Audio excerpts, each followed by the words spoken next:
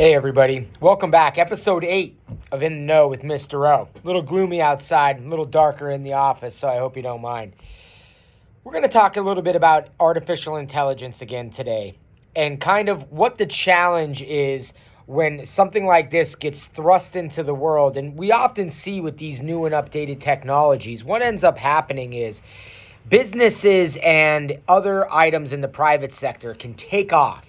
They can really explode with artificial intelligence and really be used. But in the educational space, we need to kind of train our teachers, train our staff, and get the training ourselves as leaders and instructional leaders about how to kind of create something for them that'll transfer down to the students to be able to kind of create that to go out into the private sector without the money and resources always to be able to do so, right? So I have some notes here that I'm going to read off of, and I hope you don't mind. But, you know, the critical choice that's facing educators today is kind of twofold.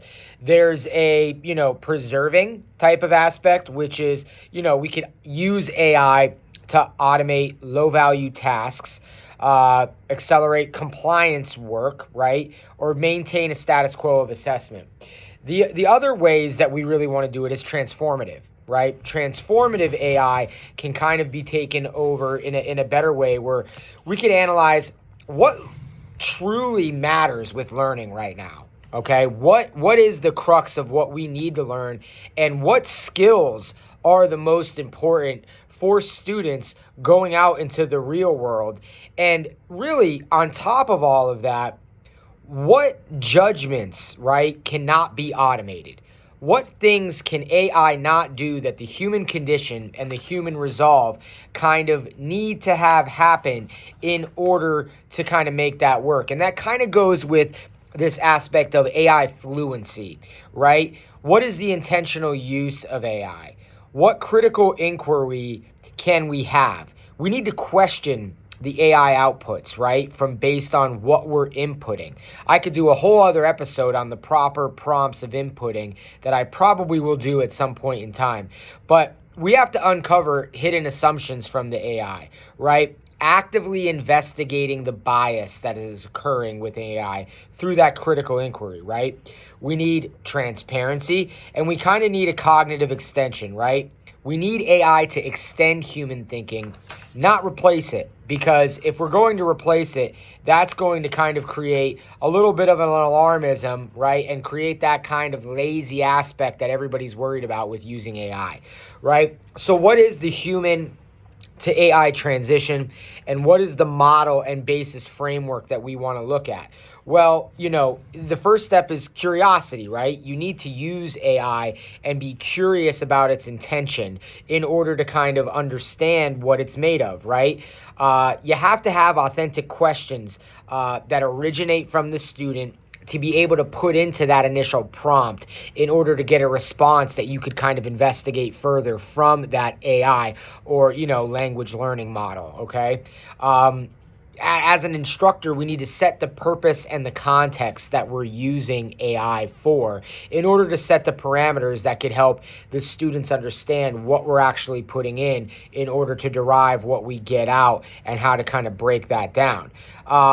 Where AI can kind of come in is an assistance, right? It supports the exploration of our ideas, all right? It helps us unlock a little bit more that we can discuss further to kind of truly have a deeper dialogue and deeper discourse than we've ever had before about those topics. Realistically, the AI has to act as a tool and not the source of the thinking. And then realistically, there needs to be a big element of human reflection, right? Interpret and modify the outputs on our own via the instructor's method based on what the AI gives back, right? We need to be critical and extend the ideas that AI gives out to show the value in the human aspect and human critical thinking elements of what the instructor and what we can present as a school. And the biggest thing is to remain the author of the understanding. If we continue to just let students unilaterally use AI, or if they just are allowed to do that, you're going to end up with inauthentic ideas. Students' voice is going to be lost. So this is where that control needs to happen. I've talked about student inventories in the past.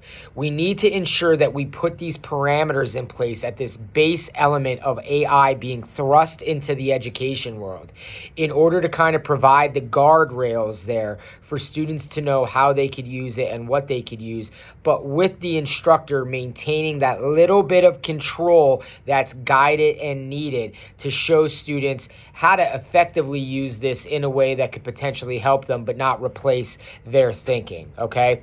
As always, reach out to me. I'd love to have conversations about this in the future. All my contact information is on this YouTube profile. I'm always willing to discuss this and look forward to more episodes about artificial intelligence, AI, and the human condition on a future episode of In the Know with Mr. O. Take care, guys. Bye-bye.